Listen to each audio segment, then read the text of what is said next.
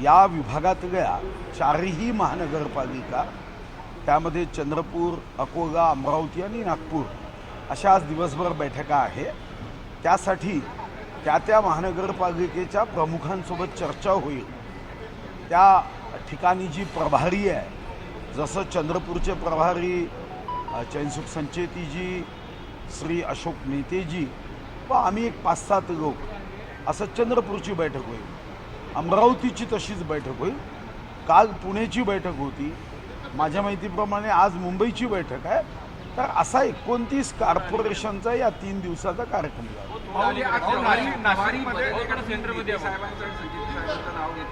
आधी प्रभारी वेगळे होते, आता प्रभारी बदललेले आहे का भाजपाचे? अगोदर चंद्रपूरमध्ये ज्यांना प्रमुख म्हटलं होतं ते मला वाटतं की घुग्गुस नगर परिषदच्या दृष्टीने म्हणतात। हो, नाशिकमध्ये प्रस्थापितांना डावलून भाजपमध्ये नवीन लोकांना प्रवेश दिला जात आहे आणि त्यांना तिकीट देण्याचं चाललं आहे। त्यावरून नाराजी नाट्य मोठ्या प्रमाणात नाशिकमध्ये रंगताना दिसते आहे। आज बातमी नाही आहे का काही? सुधीर भाऊ, तुम्ही जे म्हणताय की चंद्रपुरात ज्यांना आधी प्रभारी म्हणण्यात आलेलं होतं ते फक्त घुग्गुस नगर परिषदेच्या अनुषंगाने प्रभारी होते, त्यांच्याबद्दल आमच्यापर्यंत अशी माहिती होती की ते चंद्रपूर महापालिका आणि निवडणुकीचे प्रभारी होते। आमच्यापर्यंत ती माहिती नव्हती, पण मला जे सांगण्यात आलं आहे, श्री उपेंद्र कोठेकरजींनी आज सांगितलं की चैनसुख संचेतीजी ज्यांनी मुलाखती घेतल्यात आणि अशोक नेते हे त्या बैठकीत उपस्थित राहतील आणि ते पक्षाचे निवडणूक प्रमुख आणि प्रभारी म्हणून। किशोर जोरगेवार निवडणूक प्रभारी नव्हते कधी? मला माहिती। सगळ्यात महत्त्वाचं, आपण मुंबईला पण गेलो होते, जे नाट्य झालं होतं, त्यानंतर बऱ्याच भेटी घेतल्या मुख्यमंत्र्यांसोबत। नाट्य हा शब्द योग्य नाही, नाट्य काही झालं नाही। असं आहे की मी आग्रहपूर्वक पहिल्यांदाच नव्हे, या भावना पक्षाचं अध्यक्षही राहिलो आहे, या पक्षाचा महामंत्री प्रदेशाचा राहिलो आहे, या पक्षाने मला भरभरून दिलं तर नेहमीच मला वाटतं की या पक्षाचं चांगलं व्हावं, हा पक्ष असाच जनतेची सेवा करत राहावा। आम्हाला तर हेच शिकवलं आहे, मैं रहू या ना रहू भारतीय रहना चाहिए। म्हणूनच आम्ही काम करताना जीव ओतून काम करतो। निवडणूक जिंकणं हे आमचं बाय प्रॉडक्ट आहे, जनतेचं हृदय जिंकणं हे आमचं मुख्य काम आहे।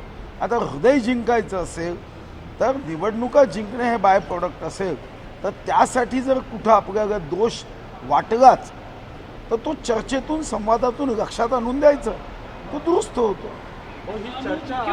मुख्यमंत्र्यांसोबत तुमची भेट झाली, त्याच्यानंतर हंसराज अहिर आणि किशोर जोरगेवारही भेटले।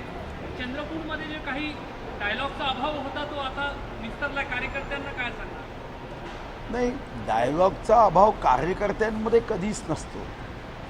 कार्यकर्ते बिचारे तो तर या पक्षाचा आत्मा आहे, त्यांच्या विना तर पक्ष हा अपूर्ण आहे, अधुरा आहे। कार्यकर्ता आहे म्हणून आम्ही विजयाची उंच उडी घेऊ शकतो। पतंगाने जर धाग्याशी नातं तोडलं ना तर पतंग मग कधी भरकटेल असं सांगता येत नाही। त्यामुळे कार्यकर्त्यांमध्ये तर तो मजबूतपणे पक्षासोबत उभा आहे। कुठं काही डायलॉग नेत्यांमध्ये कमी असेल तर ती पक्षाची जबाबदारी आहे, पक्ष त्या दृष्टीने प्रयत्न करतो।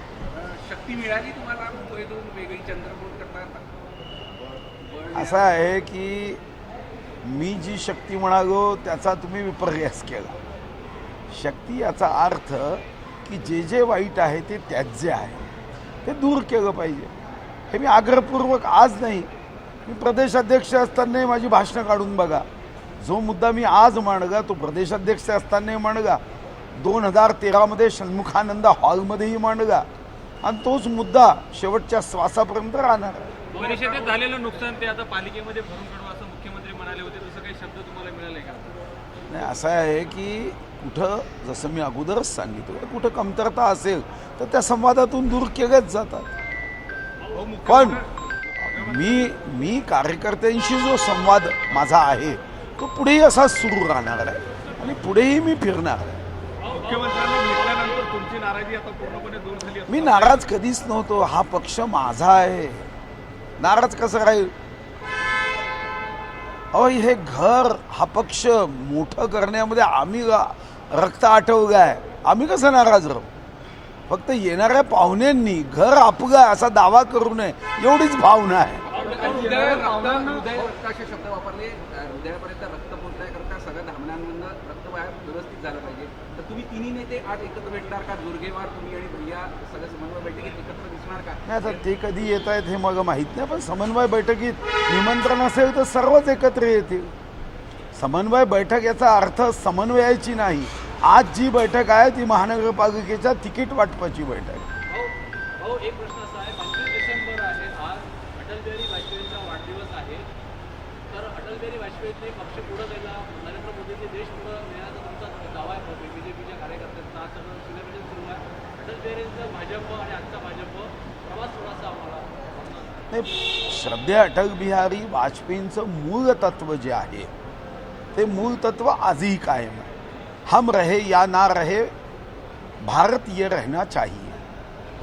श्रद्धेय अटल बिहारी वाजपेयींनी जे सांगितलं की टूटे मन से कोई खड़ा नहीं होता, छोटे मन से कोई बड़ा नहीं होता.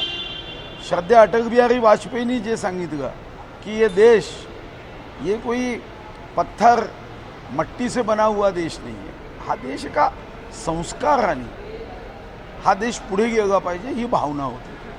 मला वाटतं की आजही तीच भावना घेऊन भारतीय जनता पार्टी काम करते. भारतीय जनता पार्टीचा मूळ जो गाभा आहे तो कधीच बदलला नाही. आणि म्हणूनच तुम्ही बघितलं असेल की पंडित दीनदयाळ उपाध्यायांचा एकात्म मानववाद हा तुम्हाला प्रत्येक निर्णयामध्ये दिसतो.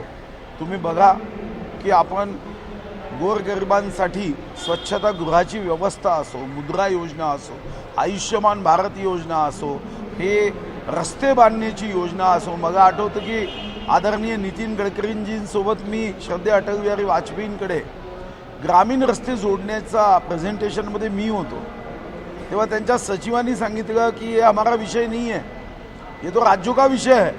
पर श्रद्धेय अटल बिहारी वाजपेयी होने की उसके लिए बदलाव करना है, संविधान में वितरित किए हुए विषयों का तो करना चाहिए, मगर गांव को रस्ते से जोड़ना चाहिए.